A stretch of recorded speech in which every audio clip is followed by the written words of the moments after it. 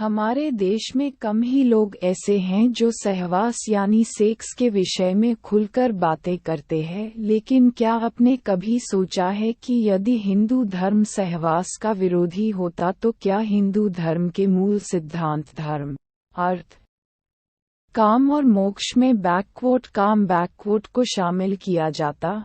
सोचिए, क्या खजुराहो के मंदिर बनते, या फिर आचार्य वात्सायन कामसूत्र जैसे ग्रंथों की रचना करते?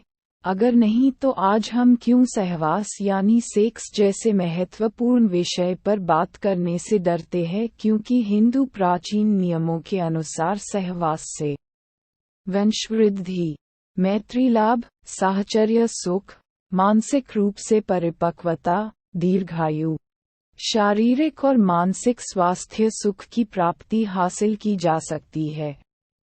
आज की युवा पीढ़ी सिर्फ आनंद के लिए एक दूसरे से संबंध स्थापित करते हैं, जबकि वो ये नहीं जानते कि पति और पत्नी के बीच सहवास रिश्तों को मजबूत बनाए रखने का एक आधार होता है, बशर्ते कि उसमें प्रेम हो, काम वासना नहीं। इसलिए ये जरूरी हो जाता है कि आज की युवा पीढ़ी को सहवास के प्राचीन नियमों के बारे में जानना चाहिए, ताकि उनके रिश्ते आपस में अधिक मजबूत हो सके और उन्हें एक संस्कारवान संतान की प्राप्ति हो सके। तो मित्रों, आइए मिलकर जानते हैं कि हिंदू धर्मशास्त्रों में सहवास के वे कौन से नियम हैं जिन्हें जानकर लाभ उठाया जा सकता है और दाम्पत्य सुख को और अधिक बढ़ाया जा सकता है। पहला नियम, मित्रों, हिंदू धर्मशास्त्रों के अनुसार मनुष्यों के शरीर में व्यान, समान, अपान, उदान और प्राण नाम के 5 प्रकार की वायु रहती है। इन पांचों में से एक अपान वायु ही मल, मूत्र, शुक्र, गर्भ और आतर्व को बाहर निकालने का कार्य करती है। इसमें से शुक्र को ही वीर्य भी कहा जाता है, यानी यह वायु संभोग से संबंध रखती है।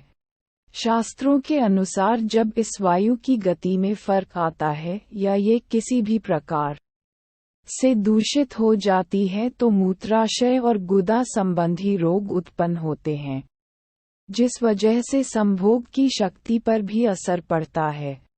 अपान वायु ही स्त्रियों में माहवारी, प्रजनन और यहाँ तक कि संभोग को भी नियंत्रित करने का कार्य करती है।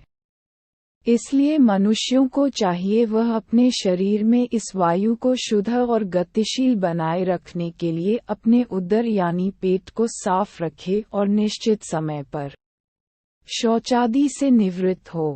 दूसरा नियम, कामसूत्र के रचयिता आचार्य वात्सायन का मानना है कि स्त्रियों को कामशास्त्र का ज्ञान होना बेहद जरूरी है, क्योंकि इस ज्ञान का प्रयोग पुरुषों से अधिक स्त्रियों के लिए जरूरी है। वे आगे लिखते हैं कि यदि स्त्री और पुरुष दोनों में ही इसका भरपूर ज्ञान हो तो चरम सुख की प्राप्ति होती है। वात्सायन के अनुसार सभी स्त्री को विवाह से पहले पिता के घर में और विवाह के पश्चात पति की अनुमति से कामशास्त्र की शिक्षा अवश्य लेनी चाहिए। इससे दाम्पत्य जीवन में स्थिरता बनी रहती है और पति अन्य स्त्रियों की ओर आकर्षित नहीं हो पाता। इसलिए स्त्रियों को यौनक्रिया का ज्ञान होना आवश्यक है, ताकि वह काम कला में निपुण हो सके और पति को अपने प्रेम पाश में बांधकर रख सके।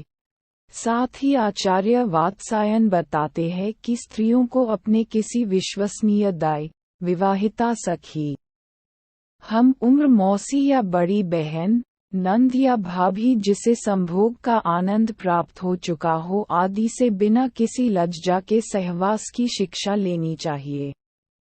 तीसरा नियम, हिंदू शास्त्रों के अनुसार पति पत्नी को अमावस्या, पूर्णिमा, चतुर्थी, अष्टमी, रविवार, संक्रांति, संधिकाल, श्राद्ध पक्ष, नवरात्रि, श्रावण मास और ऋतुकाल आदि में किसी भी रूप में शारीरिक संबंध स्थापित नहीं करनी चाहिए। जो स्त्री पुरुष इस नियम का पालन करते हैं उनके घर में सुख, शांति, समृद्धि और आपसी प्रेम सहयोग बना रहता है, और जो ऐसा नहीं करते वह अपने घर में ग्रहकलह और धन की हानि और आकस्मिक घटनाओं को आमंत्रित करने का काम करता है।